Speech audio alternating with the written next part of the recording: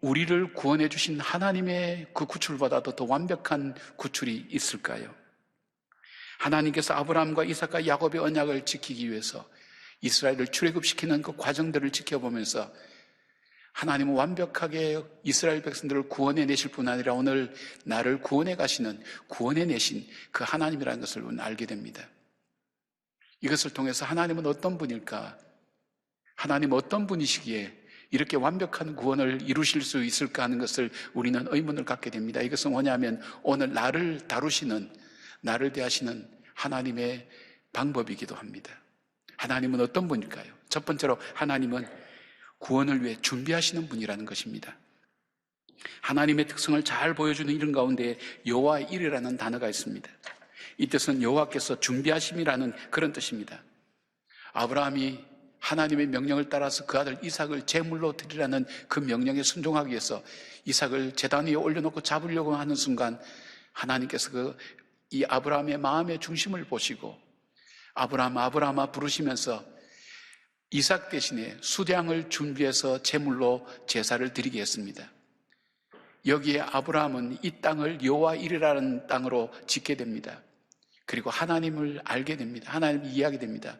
바로 하나님께서 준비시켜 주신다는 것, 하나님은 준비하시는 하나님이라는 것. 예수 그리스도의 탄생도 어느 날 갑자기 이루어진 것이 아니라 준비하시는 하나님께서 그때가 이르렀을 때 행하셨습니다. 이것을 바울은 갈라디아서 4장 4절에 이렇게 표현합니다. 때가 참에 하나님이 그 아들을 보내사 여자에게서 나게 하시고 율법 아래에 나게 하신 것은 라고 기록하고 있습니다. 때가 참에 하나님이 행하셨다는 것입니다. 자, 오늘 이스라엘을 구원하시기 위해 주님은 무엇을 준비하셨습니까? 이스라엘 백성들이 고통과 아픔 중에 계속해서 울부짖는 그 가운데 모세는 쫓겨서 도망가서 광야에서 40년을 덧없는 인생을 보내는 그 가운데서도 하나님은 쉬지 않으시고 준비하고 계셨다는 것을 봅니다. 하나님 무엇을 준비하셨나요? 무엇보다 하나님은 환경을 만드셨습니다. 이스라엘 백성을 구원할 환경을 만드셨습니다.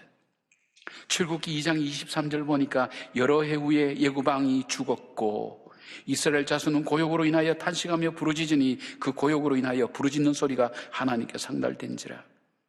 모세를 죽이려고 하는 애굽왕이 죽음으로 모세가 애굽으로 돌아갈 수 있는 환경과 분위기를 만드셨습니다. 그리고 모세와 대화를 나눌 수 있는 애굽왕을 준비시켜 주시고 그리고 모세로 하여금 구원을 위한 구체적인 일을 시행할 수 있도록 하나님께서 환경을 만들어 주신 것을 봅니다. 하나님은 우리를 구원하실 때 여러 가지 환경을 통해서 우리를 많이 만들어 주셨습니다. 그리고 또 하나, 두 번째는 모세를 준비시켰습니다. 모세는 광야 생활하기 전에 40년 전 이스라엘을 구원하기 위한 열망과 열정이 넘친 사람이었습니다. 그 열정은 인간적인 자만이었습니다. 자기의 지혜와 지식과 권세와 열정이 이스라엘을 구원할 수 있을 거라고 생각했습니다. 그러나 광야 40년을 거치면서 나이가 80이 되는 인생을 살면서 철저하게 그가 깨달은 것은 자기 힘으로 할 수 있는 것은 아무것도 없다는 그 결론에 도달하게 됐습니다. 내가 할 수 있는 것이 아니라는 것. 그리고 그 마음속에 하나님을 향한 그 마음이 많이 열려 있도록 그렇게 만드셨습니다. 준비시켜 주셨습니다. 만약 그가 마른 땅처럼 길가의 땅처럼 그랬다면 하나님 부르셔도 그는 응답하지 않았을 것입니다. 순종하지 않았을 것입니다. 그러나 그 마음은 너무나 많이 낮아져 있었습니다. 하나님께서 그 마음을 준비시켜 주셨습니다. 그리고 세 번째는 이스라엘 백성을 준비시키셨습니다. 이스라엘 백성들이 이렇게 울부짖고 고통 속에 하나님 살려달라고 해도 하나님께서 그 기간을 기다린 이유가 있습니다. 어느 때까지 기다렸습니까? 이스라엘 백성이 애굽 땅은 우리가 살 땅이 아니구나, 이곳을 떠나야 되겠구나 하는 그 마음이 들 때까지. 그리고 이 사람들이 어떤 사람이었습니까? 모세가 이들을 도와주려고 할 때 뭐라고 얘기합니까? 누가 너를 우리의 지도자로 삼았느냐? 지도자를 받아들일 마음이 전혀 없었던 그들, 완악한 그들 마음속에 하나님이 보내신 사람이면 받아들일 준비를, 이스라엘 백성들 그 마음을 하나님은 준비시켜 주셨던 것입니다.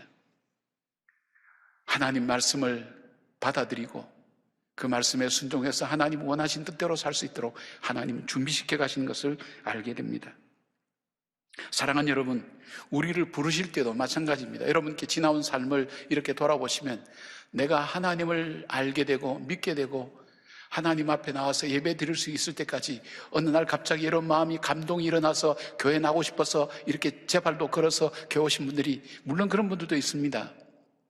그러나 많은 경우에 하나님은 수많은 과정을 거치면서 때로는 완악한 우리 마음을 낮추기도 하시고 겸손케도 하시고 인생이 내 손에 달려있지 않다는 것을 깨닫기도 하시고 때로는 그것도 안 되면 아예 태어날 때부터 믿도록 만들어가지고 하나님께서 우리를 준비시켜 주신 것입니다. 그래서 모태신앙을 일명 모태신앙 이렇게 얘기 많이 합니다. 저절로 주어졌기 때문에 그것의 가치를 잘 모를 수도 있지만 그러나 믿음의 가정에서 자라온 그 분위기는 일평생 떠날 수가 없습니다. 하나님께서 우리를 이렇게 완벽하게 준비하시면서 우리를 아시고 이 구원의 소식을 듣게 하시고 그것을 받아들이게 만드셨다는 사실입니다. 사랑하는 여러분, 우리가 기도해도 응답이 없다고 하나님께서는 침묵하고 계신다고 그렇게 생각할 것이 아니라 우리 마음을 준비시키고 계시고 우리의 환경을 준비시켜 주시고 우리가 행할 그 일을 준비시켜 주시는 그 하나님을 다시 바라보시기를 바랍니다. 선을 행하다 낙심하지 말기를 바랍니다. 끝까지 하나님의 그 약속을 붙들고 우리를 준비시켜 가시는, 환경을 준비시켜 가시는 그 하나님을 바라보며 낙심하지 않고 기도하며 하나님 앞에 더 가까이 나가는 우리 모두가 되기를 주님의 이름으로 축복합니다. 두 번째로 하나님은 어떤 분입니까? 하나님은 구원을 위하여 우리를 부르시는 분이십니다. 하나님은 모세가 가장 하나님을 잘 받아들일 수 있고 잘 들을 수 있는 방법으로 하나님은 접근하셨습니다. 무려 하나님은 세 가지 단계를 거쳐서 모세에게 하나님을 보여주시고 모세를 부르십니다. 첫 번째는 관심을 갖게 하십니다. 자신이 살아오면서 경험하지 못한 일을 듣게 되고 보게 되고 경험함으로써 하나님께서 부르신 것을 알게 되고 관심을 갖게 되는 그런 단계를 말합니다. 하나님 모세를 불붙는 떨기나무로 부르셨습니다. 그것은 모세가 일상에서 흔히 보는 평범한 가시떨기나무였습니다. 별로 신비로운 것도 없습니다. 가끔은 가시떨기나무를 보면서 저 가시떨기나무의 모습이 우리 이스라엘 백성 같구나. 광야처럼 척박한 땅에서 고통과 아픔을 당하는 이스라엘 백성 같구나. 아니 그보다 더 직접적으로 피부에 와닿는 생각이 있다면 저 가시떨기나무는 내 인생 같구나. 창세 때 이 땅에서 가시를 낸다고 그랬으니까 저주받은 인생, 어쩌면 버림받아서 이 광야에서 아무도 알지 못하는 외로움과 그리고 지침으로 없어져가는, 사라져가는 그런 나의 모습, 아무도 거들떠 보지 않는 그것이 바로 나의 모습일 것이라고 생각했던 적은 있었을 것입니다. 관심을 갖지 않았습니다. 그냥 지나가고 있구나 하는데 그날은 놀라운 일들이 일어났습니다. 불에 잘 타는 이 가시떨기나무가 불은 붙었는데 타지 않는 겁니다. 내가 생각했던 것이 아니었고 보았던 것이 아닙니다. 그래서 그는 더 가까이 보고자 가까이 다가갔다고 얘기했습니다. 3절 보니까 이에 모세가 이르되 내가 돌이켜 가서 이 큰 광경을 보리라. 떨기나무가 어찌하여 타지 아니하는고 하니 그때에 모세의 부름은 일상 속에서 이루어진 것을 보게 됩니다. 여러분, 주님께서 우리를 부르실 때 어떻게 응답하시고 부르신 경험을 하셨습니까?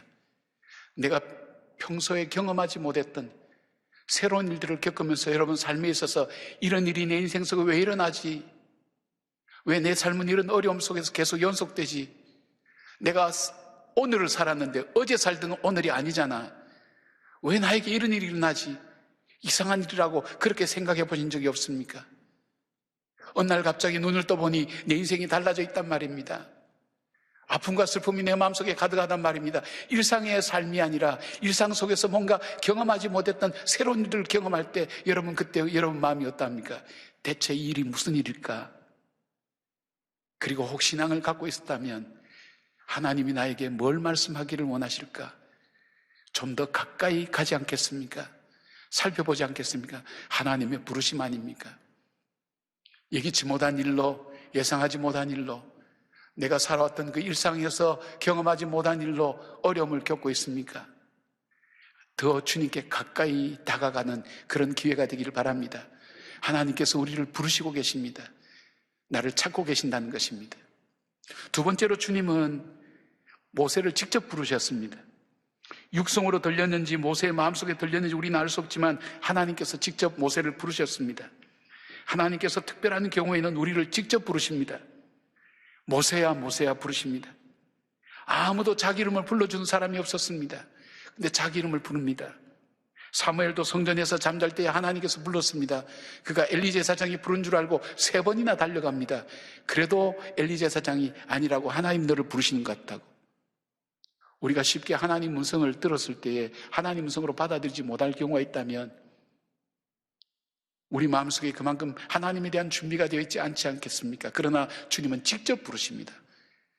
아브라함의 하나님, 이삭의 하나님, 야곱의 하나님으로 들어왔던 그 하나님을 내가 직접 만납니다. 욥은 그가 어려움을 경험하고 난 다음에 내가 귀로만 하나님을 들었는데 이제 주님을 경험하고 난 다음에 하나님 내가 눈으로 이제 주님을 뵀습니다. 하나님을 좀 더 자세히 알게 됩니다.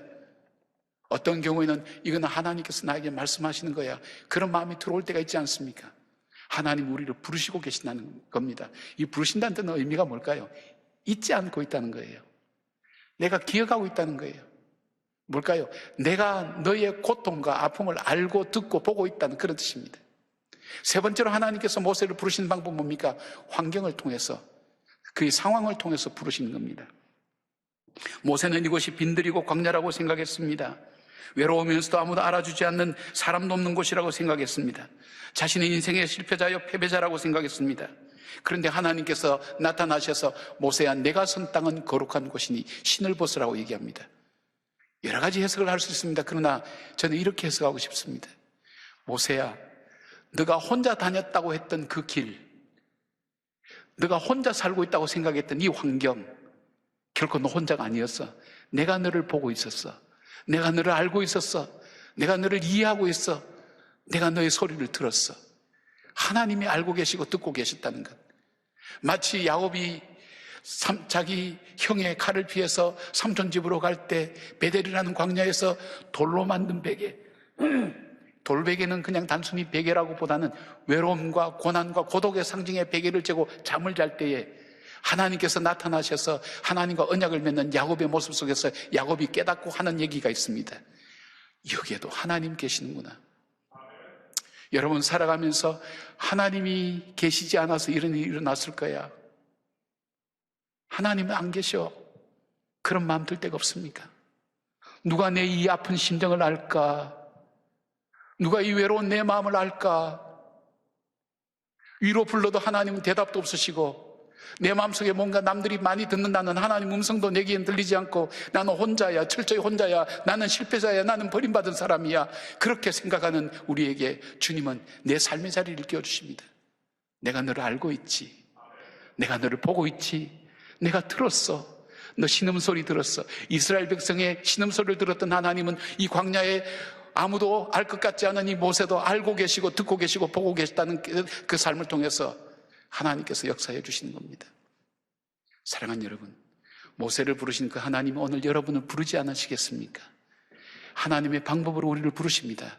우리가 깨달을 수 있도록, 우리가 이해할 수 있도록 우리를 부르고 계신 그 하나님을 여러분 바라보시고 하나님 음성에 세미한 음성 앞에 귀를 기울이고 주의 음성을 듣고 힘을 내시고 용기를 내시는 여러분 되기를 주님의 이름으로 축원합니다. 하나님 어떤 분일까요? 3번째로 하나님 구원을 위해서 우리를 보내시는 분입니다. 출애굽기 3장 10절 보니까 이제 내가 너를 바로에게 보내어 너에게 내 백성 이스라엘 자손을 애굽에서 인도하여 내게 하리라. 여러분 이 말씀을 평범하겠지만 이렇게 보십시오. 너는 모세입니다. 모세는 실패자, 도망자, 패배자, 잊혀진 자, 버려진 자, 너를 바로에게 절대 권력을 가진 사람, 그 권력의 칼에 피해서 도망쳐 나온 너를 두려워하는 그 사람에게로 보낸다고 되어 있습니다. 이렇게 말씀을 드리면 좀 내용이 확 와닿죠? 패배자를 사용하는 사람은 없거든요. 도망자를 다시 사용하는 사람은 없거든요, 세상에서. 두려워서 무서워하는 사람을 사용하는 사람은 없거든요. 패배자요, 도망자요, 무서워하는 이 모세를 그것 때문에 도망온 그 대상에게 보내겠다는 겁니다. 여러분, 이게 말이 됩니까? 하나님 보내시겠다는 거예요. 그 보내심의 목적이 뭡니까? 이스라엘 백성을 구원하시기 위해서 모세를 그곳으로 보내시겠다는 것입니다. 하나님께서는 이 모세를 통해서 이스라엘 백성을 구원하시기를 원하시겠다는 것입니다. 죽음에 대한 두려움으로 도망쳐 나온 애굽으로 자기를 죽이려고 하는 바로 앞으로 다시 보내시겠다는 것입니다. 패배자요, 실패한 자요, 포기한 자인 그 사람을 보내시겠답니다. 그런데 하나님께서 모세를 보낼 때 약속한 것이 있습니다. 이 약속은 계속해서 지켜오는 약속이었고, 이 약속은 이어지는 약속이었고, 그 약속은 오늘 저와 여러분에게도 동일하게 주님 주시는 말씀입니다. 우리를 보내실 때에 하나님 약속하신 것, 12절 말씀 보니까 이렇게 말씀합니다. 하나님이 이르시되 내가 반드시 너와 함께 있으리라. 이걸 구체적으로 설명해 주는 말씀이 있습니다. 여호수아 1.5절의 말씀입니다. 내 평생에 너를 능히 대적할 자가 없으리니 내가 모세와 함께 있었던 것 같이 너와 함께 있을 것임이라. 내가 너를 떠나지 아니하며 버리지 아니하리라. 하나님의 약속은 함께 하시겠다는 것입니다. 너가 어떤 능력을 가졌는지, 어떤 형편에 있는지, 내가 얼만큼 배웠는지, 내가 얼만큼 가지고 있는지, 내가 얼만큼 못났는지, 얼만큼 약한지 아무 상관이 없다는 거예요. 보내는 하나님이 너를 보내겠다는 겁니다. 하나님이 어떻게 보내신다? 보내실 때 약속을 합니다. 이걸 세 가지로 나누어서 하나님 약속을 찾아볼 수 있습니다. 하나는 동행하여 주시겠다는 것입니다. 여러분, 모세가 도망칠 때 동행했던 사람이 있습니까? 없습니다. 외로움이 뭔지를 압니다. 혼자 가는 그 길이 얼마나 두려운 길인지 압니다. 그래서 이스라엘 백성 인도할 때 하나님께서 모세와 함께 가지 않으려고 할 때 하나님 차를 나를 죽여달라고, 이 하나님이 동행하지 아니하시면 나도 함께 하지 않겠습니다. 나는 가지 않겠습니다. 그렇게 하나님께 절박하게 외칠 수 있었던 이유는 혼자 간다는 것이 얼만큼 어려운가 하는 것을 모세는 경험했기 때문입니다. 여러분, 세상에 혼자 산다고 한번 생각해 보십시오. 저는 요즘 좀 제가 푼순지 몰라도 집에 들어갈 때 제 아내가 집에서 기다리고 있다는 것 참 감사하게 받아들입니다. 전에는 당연하게 생각했습니다. 집에 있으니까 당연히 집사람이지 그렇게 생각했어요. 이제는 그렇지 않아요. 누가 반겨줄 사람이 있는가. 그러면서 어머니 생각을 또 하게 됐어요. 저 어머니는 혼자 살면서 얼마나 외로웠을까, 힘들었을까. 전 제가 깨닫고 나니까 그게 참 죄송한 거예요. 매일 교회에서 돌아갈 때 어머니 집에 한번 들러서 그래 갈 걸. 그게 후회스러운 거예요. 근데 하나님께서 말씀하시니, 그러나 저희 어머님은 하나님과 함께 동행하셨던 그런 기도의 사람이었던 걸 생각할 때 외롭진 않았겠다. 하나님께서 함께 해주셨겠다. 여러분, 마찬가지입니다. 누가 세상에 내 마음 같은 사람이 있겠습니까? 내 뱃속에 있다 나온 자식도 내 마음을 모르는데 누가 이 세상 속에서 내 마음을 아는 사람이 있겠습니까? 얼마나 외로운 세상입니까? 혼자 살아가야 됩니다. 그런데 하나님께서 너를 혼자 버려두지 않고 내가 동행해 주겠다고, 어디를 가든지 동행해 주겠다고 약속해 주십니다. 두 번째 약속이 있습니다. 능력을 주시겠다는 것입니다. 오직 강하고 두려워하지 말고 담대하라는 여호수아를 향한 말씀. 왜냐하면 내가 너와 함께 하겠다는 것, 내가 너를 가능하게 해주겠다. 바울은 자기의 삶 가운데 불가능한 순간 앞에 섰을 때에 그때마다 생각하고 외쳤던 말씀을 우리에게 전해줍니다. 빌립보서 4장 13절, 내게 능력 주신 자 안에서 내가 모든 것을 할 수 있느니라. 내가 모든 것을 할 수 있느니라 이러면 세상에 말하는 긍정적인 심리학이지만, 내게 능력 주신 자 안에서, 나는 비록 약하지만, 나는 비록 가진 것 없지만 하나님이 함께 하셔서 내게 능력 주셔서 그 일을 감당할 수 있도록 힘과 용기를 주시겠다는 것입니다. 얼마나 그 하나님이 나와 함께 하시고 동행하시고 나에게 능력 주시겠다고 하신 것이 얼마나 귀한 일입니까? 나는 보잘것없는데, 나는 감당할 능력 없는데, 오늘 임직받은 분들도 마찬가지 아닙니까? 내가 대단해서 하나님 세워주신 거 아닙니다. 나를 충성되이 여겨주시는 겁니다. 여겨주시는 것. 우리가 예수 그리스도를 믿을 때 우리를 의롭다고 주님께서 여겨주시는 겁니다. 내가 그만한 존재가 되지 못한다는 겁니다. 그런데 하나님께서 우리에게 능력 주신다는 겁니다. 세 번째 약속은 내가 너를 버리지 아니하며 떠나지 아니하리라. 떠나거나 버리지 않겠다는 거예요. 세상에 우리는 물건을 쓰다가도 얼마나 많이 버립니까? 사람과의 관계 속에서 서로가 버리고 헤어질 때도 많지 않습니까? 근데 하나님 그렇게 하지 않다는 거예요. 어떨 때에도요, 우리가 연약할 때에도, 우리가 죄인 되었을 때에도, 우리가 하나님과 원수가 되었을 때도, 원수 같으면 다시 보지 않을 거 아니에요.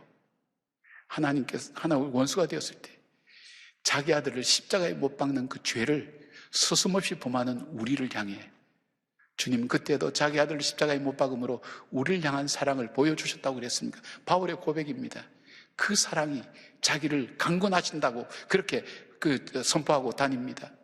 오늘도 내가 살아가는 이유는 그 사랑이, 그 하나님의 사랑이 나를 강권한다고, 내가 이렇게 살아가는 것, 복음을 위하여 동분서주하며 고난을 받고 시련을 받음에도 불구하고 이 복음을 계속해서 전하는 이유가 있다면 그 사랑이 나로 하여금 오늘 이렇게 살게 만든다고 그렇게 고백하면서 그가 고백했던 것이 내게 능력 주신 자 안에서 내가 모든 것을 할 수 있다고.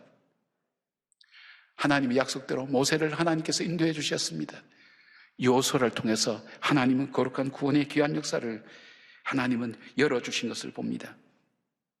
우리 이방인들이, 제가 오래전에 들었던 얘기입니다. 이방인들이 최고 궁금한 질문이 있답니다. 해외로 특히 입양된 사람들 속에. 그게 뭐냐면, 엄마 왜 나를 버렸어? 그것이 가장 묻고 싶은 질문이라는 것입니다. 모세처럼 버림받아 본 사람 있나요? 난지 3개월 만에 그는 갈대 상자에 담겨서 그는 버려진 존재였습니다.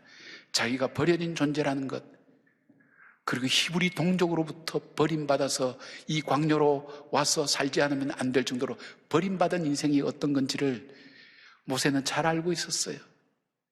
근데 그 하나님이 내가 너를 버리지 않겠다, 쓸모없다고 해서 버리지 않겠다, 능력 없다고 버리지 않겠다, 희망 없다고 버리지 않겠다, 내가 너를 버리지 않겠다, 내가 너와 함께 하겠다, 떠나지 않겠다. 얼마나 귀한 약속인지 모릅니다. 하나님은 자신이 하신 약속을 지키기 위해서 자기 아들을 십자가에 못 박아 죽인 분입니다.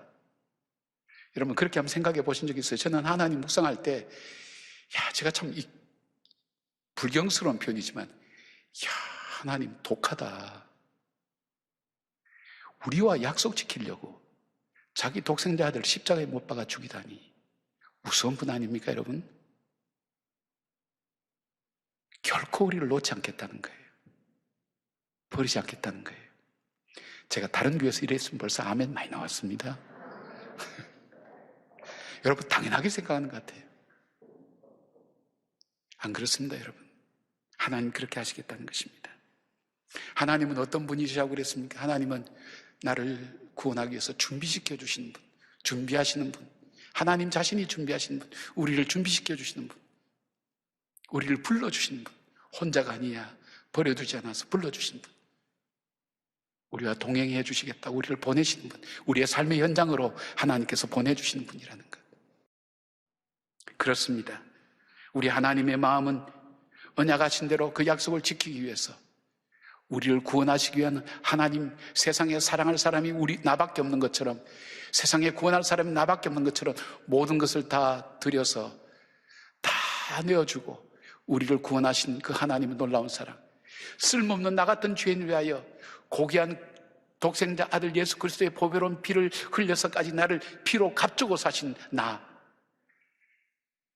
나의 존재는 아무런 존재, 아무렇지도 않은 그런 존재가 아닙니다. 너무나 소중한 존재입니다. 하나님 보시기에는 자기 아들을 피로 값주고 샀기 때문에 너무나 소중한 존재입니다.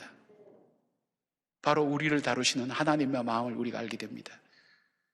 여러분, 주님은 오늘도 우리를 준비시켜주고 계십니다. 우리의 기도에 응답하시기 위해서 준비하고 계신 주님을 믿으시기를 바랍니다. 우리와 하여금 갈 길을 미리 앞서가셔서 행하시는 그 주님, 미리 준비시켜주시는 그 주님을 믿으시기를 바랍니다. 주님은 우리를 부르십니다. 낙심하지 않도록, 좌절하지 않도록, 절망하지 않도록, 때로는 어린아이의 음성을 통해서, 때로는 밝은 태양을 통해서, 때로는 구름을 통해서도 하나님 우리에게 말씀하십니다. 우리를 부르십니다. 일깨워 주십니다. 내가 너와 함께 하겠다고. 우리에게 능력 주시기를 원하십니다. 구하라 그렇게 말씀하십니다. 그럴 때 주님께서 주시겠다고 약속하십니다. 그 주님이 우리의 주님입니다. 그 주님이 나를 다루시는 그 사랑입니다. 또 자신이 삶을 살아가는 힘들고 어려운 환경 가운데서도 낙심하지 않고 다시 일어서서 주님과 함께 동행하며 끝까지 믿음으로 승리하는 저와 여러분 되시기를 주님의 이름으로 축원합니다. 아멘.